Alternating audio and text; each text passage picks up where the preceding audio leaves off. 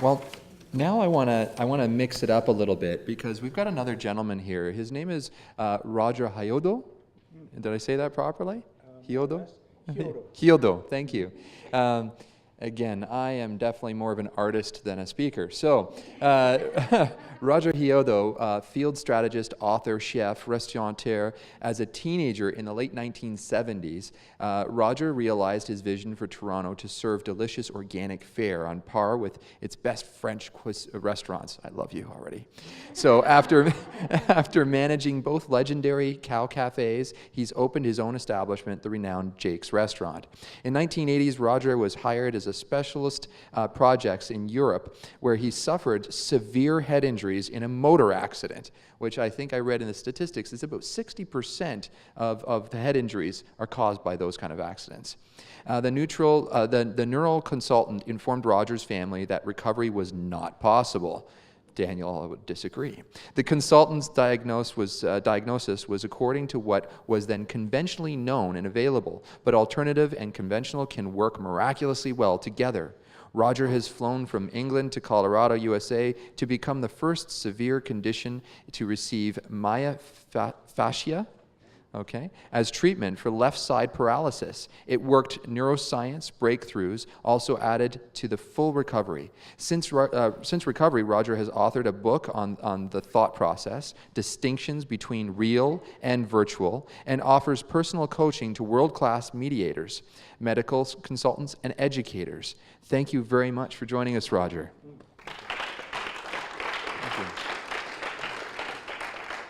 So, you know what? I could ask you these three straight questions, and I will. But I want to hear just a minute about the accident itself and your experience of going from impossible to possible. I think first I want to say how I see this particular event. Okay. I did leading edge in the 70s with food in Toronto. I did leading edge in the 80s by working with David Bohm. He's a nuclear physicist who confirmed Bohr's quantum theory. And he had an idea about communication, that it works on different levels.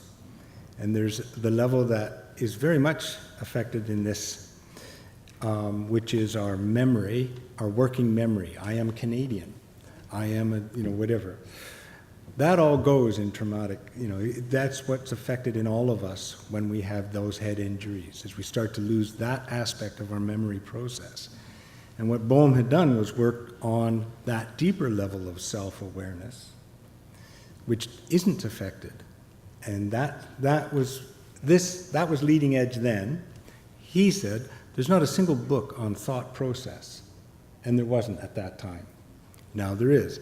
This is, to me, a leading edge addressing of a thing that's going to be public revelation about self and how to cure, how to fix, how to heal things that seem impossible. Okay, so I decided to say that instead of answer your question. I love it. Thank you. Right. Thank you. Hey, I deserve it. I hit you on blindsided. Why do you say alternative with conventional practice offers us the best facilities and therapies for recovering from traumatic brain injury?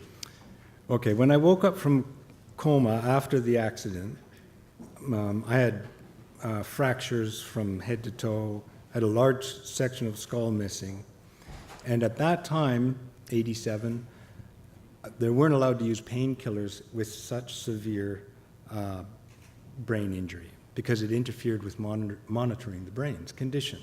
So when you wake up into that, head to toe fracture, it's a lot of pain.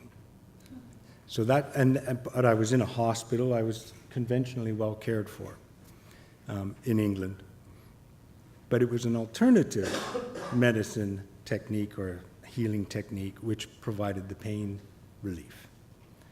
And they worked very well together. So I didn't wake up into this hell of pain. I woke up into a just fine state of relieved pain. And the technique used was actually provided by chiropractors before chiropractice became conventional. and it was dropped as it became conventional, but it's been developed since by a guild. So there's a mix of alternative and conventional that will work perfectly well. You know, they couldn't give me painkiller, and I was clearly not going to be happy when I woke up. That's fantastic. And I always love hearing alternative modalities coming together with traditional and creating this hybrid solution that taps into the body's infinite power. It's fantastic. And the consultants in hospitals there were much more open to working with the alternatives. So they worked very well together. It couldn't have been possible if the consultant said, well, what a load of rubbish.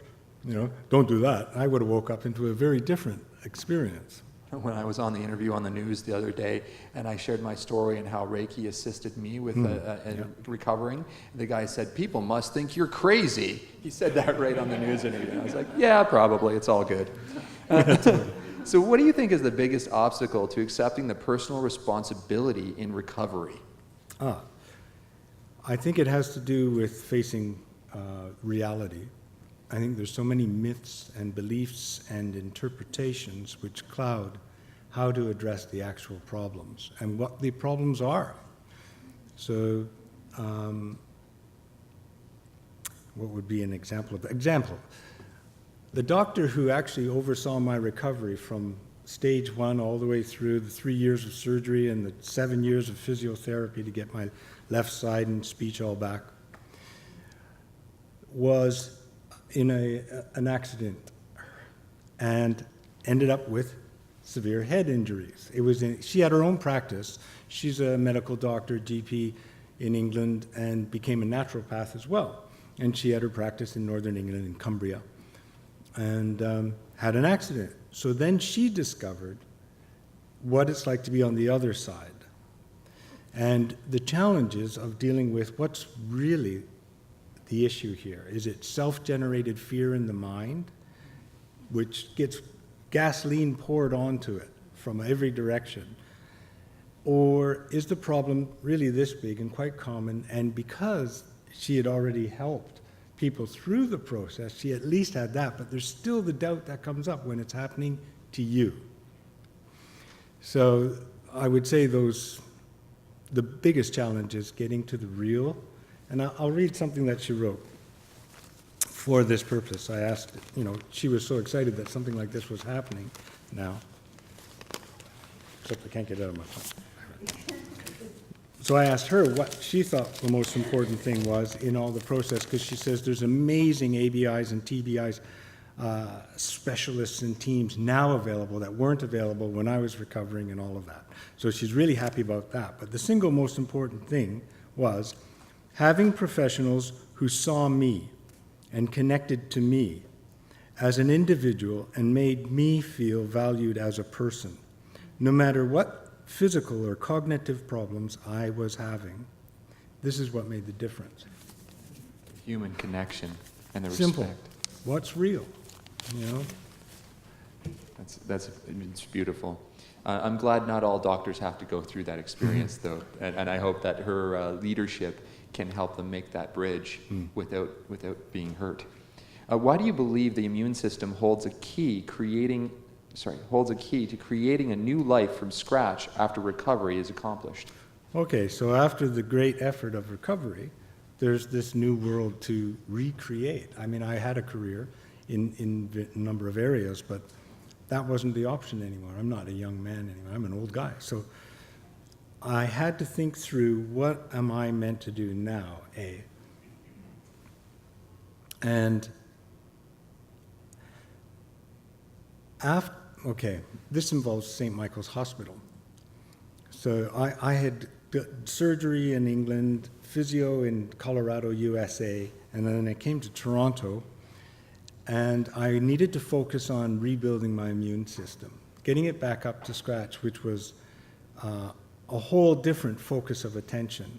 Good foods, real foods, organic foods, and nutrients that were specific to the task. And I focused on that, and when I felt my immune system was back up to normal or above normal, I came for tests here. And it showed no indication of really heavy need for really heavy prescriptions that I was told I would need for life.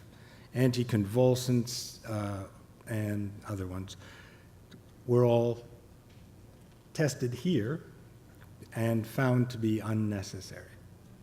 So that was a transition that the only improvement was to my immune system. And I think the immune system's built to do a lot of amazing things, which include cavities in teeth.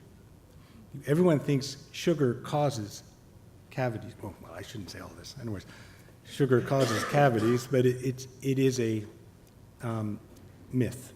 It's a low immune system which cannot battle with the sugar that allows the cavities to grow. Okay, anyways, sorry, that's a distraction. No, but you know what? I really appreciate you sharing this. And I see you, as well as these other people, and being a leader in bringing this awakening to Canada. And that's why the name is actually Awaken Canada Together. That's what I hope to inspire with all this. It's great. I think this is brilliant. And I could be going on and on with all of you, but what I'm going to ask is if any of you, that we answer questions later via asking people to go to actnow.to and submitting questions and such, and then we'll interact there and we'll create this social database of wisdom. And I really appreciate it. Thank you very much. Okay. Yeah, thank you.